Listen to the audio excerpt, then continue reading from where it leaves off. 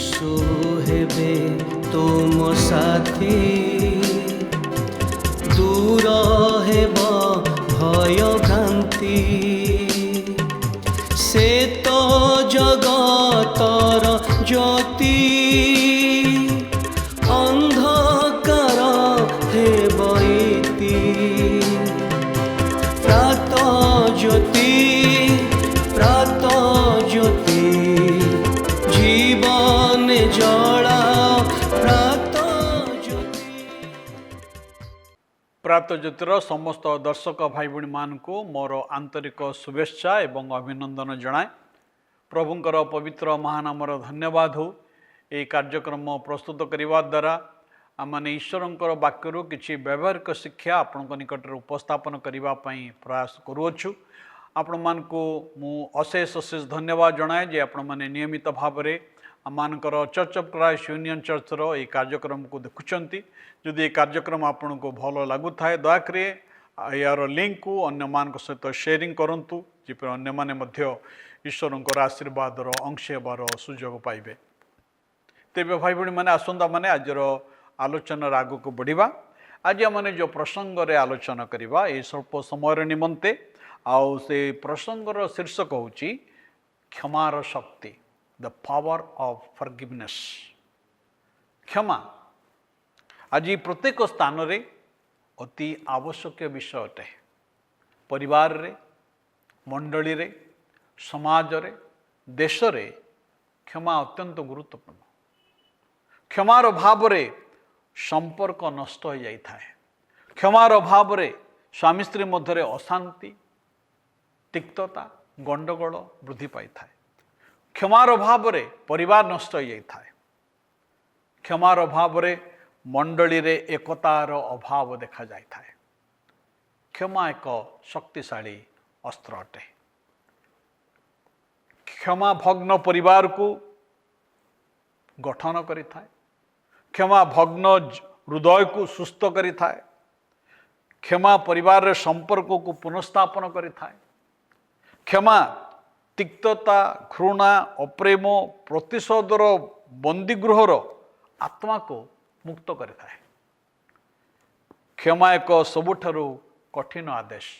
ईश्वर आमान को क्षमा करती एवं से मद आमान को आह्वान दियंती आमे जेपरी क्षमा करू। आमे एपर एक जगत रे बास करुचु जो जगत आमान को एक कथा कहे जदि के तुमर क्षति करे तार प्रतिशोध निय, किंतु ईश्वर कहते तुम्हें क्षमा कर। आसंता माने आज ये क्षमार शक्ति को आविष्कार करवा, आम जीवन रे प्रयोग करवा, आउ देखिबा ये क्षमार शक्ति कौन अटे।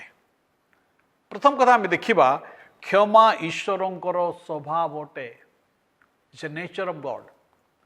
यदि आपण ईश्वरंकर स्वभाव को देखिबा पई चाहती, आपण क्षमार जो महान प्रदर्शन जदि देखिबा पई चाहती, तेबे यीशुख्रीष्टंकर क्रूस आड़ को दृष्टिपात करंतु। जेतेबेले प्रभु ख्रीष्ट सर्वजगतर पापर प्रायश्चित निमंते क्रूसरे बलिदान करुछंती, क्रूसरे झुलिछंती, आउ से तांकर हत्याकारी मान निमंते प्रार्थना कर कहउछंती, हे पिता एमान को क्षमा कर कारण एमाने कौन करुछंती ताहा जानते नाही।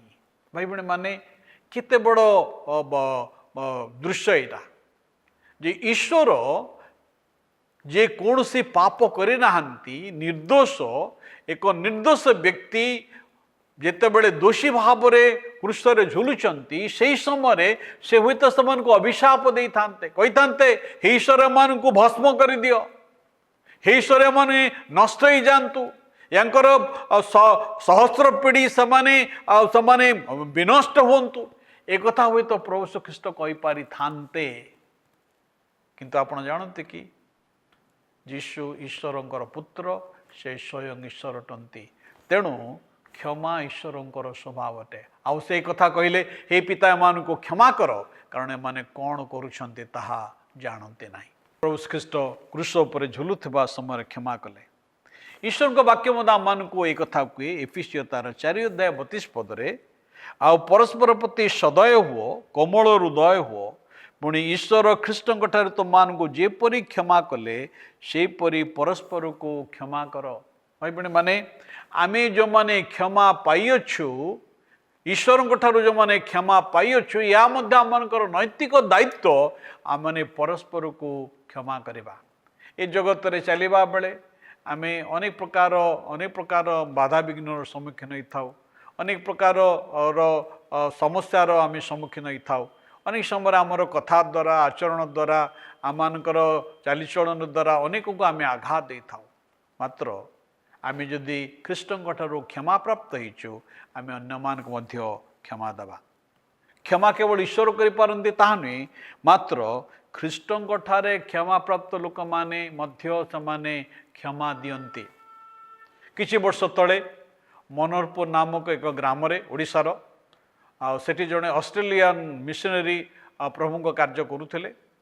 ତାଙ୍କର 2 ସନ୍ତାନ ଆଉ ସେମାନଙ୍କୁ କିଛି ଦୁର୍ଦାନ୍ତ ବ୍ୟକ୍ତି ହୃଦୟହୀନ ଶୈତାନିକ ବ୍ୟକ୍ତିମାନେ ସେମାନଙ୍କୁ ନିଆଁ ଲଗେଇ ପୋଡ଼ି ମାରିଦେଲେ। ଆଉ ଏ ଖବର ଯେତେବେଳେ ସେ ବ୍ୟକ୍ତିଙ୍କର ସେ ଅଷ୍ଟ୍ରେଲିଆନ୍ ମିଶନାରୀଙ୍କର ସ୍ତ୍ରୀଙ୍କ ନିକଟରେ ପହଞ୍ଚିଲା ସେ ଦୁଃଖରେ ଭାଙ୍ଗି ପଡ଼ିଲେ। ମାତ୍ର ଏ କଥା କହିଲେ ଯେ ମୋ ଅନ୍ତରରେ ଦୁଃଖ ଅଛି କିନ୍ତୁ ସେ ହତ୍ୟାକାରୀମାନଙ୍କୁ ମୁଁ କ୍ଷମା କରିଅଛି, ମୋ ଅନ୍ତରରେ ସେମାନଙ୍କ ପ୍ରତି କୌଣସି ତିକ୍ତତା ନାହିଁ। ଭାଇ ଭଉଣୀମାନେ ଏ କଥା କିଏ କହିପାରିବ? ଜଣେ ଖ୍ରୀଷ୍ଟଙ୍କ ଠାରୁ କ୍ଷମାପ୍ରାପ୍ତ ବ୍ୟକ୍ତି ହିଁ କଥା କହିପାରିବେ। ଆମେ ଯେପର୍ଯ୍ୟନ୍ତ ଈଶ୍ୱରଙ୍କ କ୍ଷମାକୁ ଅନୁଭବ କରିନାହୁଁ କ୍ଷମାର ଶକ୍ତିକୁ ବୁଝିପାରିବା ନାହିଁ। କ୍ଷମା ମାନଙ୍କୁ ବନ୍ଧନରୁ ମୁକ୍ତ କରିଥାଏ। କ୍ଷମାହୀନତା ଅନଫରଗିଭନେସ୍ ଏକ ବିଷତୁଲ୍ୟ। ନିଜେ ସେ ବିଷକୁ ଆମେ ପିଇକରି ଅନ୍ୟକୁ ମୃତ୍ୟୁର ଅପେକ୍ଷା ଆମେ କରିଥାଉ। ଆପଣ ନିଜେ ସେ ବିଷ ପିଇକରି ଅନଫରଗିଭନେସ୍ କ୍ଷମାହୀନତାର ଜୀବନ କାଟିକରି ଅନ୍ୟର ମୃତ୍ୟୁକୁ ଅପେକ୍ଷା କରନ୍ତୁ ନାହିଁ। ଯେତେବେଳେ ଆମେ ଅନ୍ୟକୁ କ୍ଷମା ଦେବାକୁ ଅଗ୍ରାହ୍ୟ କରୁ କ'ଣ ହୁଏ? ଅନେକ ଲୋକ ଅଛନ୍ତି ଯେ ସେ ବ୍ୟକ୍ତିଙ୍କୁ ମୁଁ ଜୀବନରେ କେବେ ମଧ୍ୟ କ୍ଷମା କରିବେ ନାହିଁ। ଏପରି କେତେ ବ୍ୟକ୍ତିଙ୍କ କଥା ଠାରୁ ମୁଁ ଶୁଣିଛି ଯେ ମୁଁ ନର୍କ ଗଲେ ଯିବି ପଛେ ସେ ବ୍ୟକ୍ତିଙ୍କୁ କେବେ ମୋ ଜୀବନରେ କ୍ଷମା ଦେଇପାରିବି ନାହିଁ। ଭାଇ ଭଉଣୀମାନେ ଯଦି ଆପଣ ଈଶ୍ୱରଙ୍କ ଠାରୁ କ୍ଷମା ପାଇଛନ୍ତି ତେବେ ଆପଣ ସେଇ ବ୍ୟକ୍ତିଙ୍କୁ କ୍ଷମା ଦିଅନ୍ତୁ। ଯେତେବେଳେ ଆମେ କ୍ଷମା ଦେବାକୁ ଅଗ୍ରାହ୍ୟ କରୁ କ'ଣ ହୁଏ? ଆମେ ତିକ୍ତତାକୁ ଧାରଣ କରୁ। ଆଉ ତିକ୍ତତା ଅତି ମାରାତ୍ମକ ବିଷୟ ଅଟେ। ଆମେ ଯନ୍ତ୍ରଣାର ଜୀବନ ବଞ୍ଚିଥାଉ ଏବଂ ଆମେ ନିଜକୁ ନିଜେ ବନ୍ଦୀ କରିଦେଇଥାଉ। ମାଥ୍ୟୁ ତାର 18 ଅଧ୍ୟାୟ 21 ପଦରୁ 35 ପଦ ଯଦି ଆପଣ ପଢ଼ିବେ ସେଠି ପ୍ରଭୁ ଯୀଶୁ ଏକ ଦୃଷ୍ଟାନ୍ତ କଥା କହୁଛନ୍ତି। ସେ ଦୃଷ୍ଟାନ୍ତରେ ଜଣେ କର୍ତ୍ତାଙ୍କ ଠାରୁ ଆଉ ଜଣେ ବ୍ୟକ୍ତି ସେ ଋଣ ନେଇଥିଲେ, ବହୁତ ପରିମାଣ ଋଣ ନେଇଥିଲେ।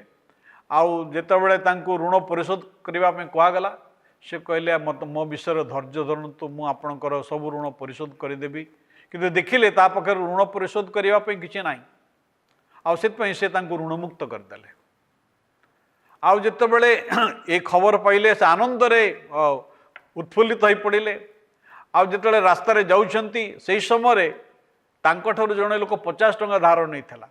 ଆଉ ତାଙ୍କୁ କହିଲେ ତୁ ଜଲ୍ଦି ମୋର ପଇସା ଦେଇଦେ। ସେ ତାଙ୍କୁ ମଧ୍ୟ କହିଲେ ଯେ ମୁଁ ଆପଣଙ୍କର ମୋ ବିଷୟରେ ଧୈର୍ଯ୍ୟ ଧରନ୍ତୁ, ମୁଁ ଆପଣଙ୍କର ଏଇ ଟଙ୍କା ଦେଇଦେବି। କିନ୍ତୁ କହିଲେ ନା ତୋତେ ଏବେ ଦେବାକୁ ପଡ଼ିବ। ଆଉ ସେ ସାଙ୍ଗେ ସାଙ୍ଗେ ତାଙ୍କୁ ପୋଲିସ ଷ୍ଟେସନକୁ ନେଇଗଲେ। ଭାଇ ଭଉଣୀମାନେ এই ଖବରଟି ଯେଉଁ ଲୋକ ଯେଉଁ କର୍ତ୍ତା ତାଙ୍କୁ ଋଣ ଦେଇଥିଲେ ତାଙ୍କ ନିକଟକୁ ପହଞ୍ଚିଲା। ଆଉ ଶେଷରେ ସେ ତାଙ୍କୁ ସେଇ ପୋଲିସ ଷ୍ଟେସନରେ ସମର୍ପଣ କରିଦେଲେ, ଜେଲ୍ ଘରେ ସମର୍ପଣ କରିଦେଲେ। ଆପଣ ଯଦି କ୍ଷମାପ୍ରାପ୍ତ ହେଇଛନ୍ତି ତେବେ ଆପଣଙ୍କର ମଧ୍ୟ କର୍ତ୍ତବ୍ୟ ଆପଣ ଅନ୍ୟକୁ କ୍ଷମା ଦିଅନ୍ତୁ। କ୍ଷମାହୀନତା ମାନସିକ ଭାବରେ ଯନ୍ତ୍ରଣା ଦେଇଥାଏ, ଏପରିକି ଆତ୍ମିକ ଭାବରେ ଯନ୍ତ୍ରଣା ଦେଇଥାଏ, ଆଉ ଶାରୀରିକ ଭାବରେ ମଧ୍ୟ ଯନ୍ତ୍ରଣା ଦେଇଥାଏ। କ୍ଷମା ଗୋଟେ ଭୁଲକୁ ବାହାନା ଦେଖିନଥାଏ, ଏକ୍ସକ୍ୟୁଜ୍ କରିନଥାଏ, ମାତ୍ର କ୍ଷମା ବୋଝକୁ ମୁକ୍ତ କରିଥାଏ। क्षमा बोझ को मुक्त करता है। आपण जिते क्षमा दियंती कौन करथांती आपण जनक आपणकर अपराधी को ईश्वर को निकट में मुक्त कर देथांती एवं आपण कौन करती ना आपण जो प्रतिशोध नेबार जो अधिकार को आपण कौन करते मुक्त करते एवं आपण निजक मध्य से शिंकुड़ी मुक्त करते। तेबे यदि आपण क्षमा प्राप्त व्यक्ति अटंती तेबे आपण अन्य को मध्य क्षमा देवार आवश्यकता अच्छी। प्रभु आम को साहाय्य करंतु जेपरि आमने जो माने क्षमा पाई अच्छु आम जेपरि अन्य मान मध्य क्षमा देवा। प्रभु आम समस्त को आशीर्वाद करंतु। धन्यवाद।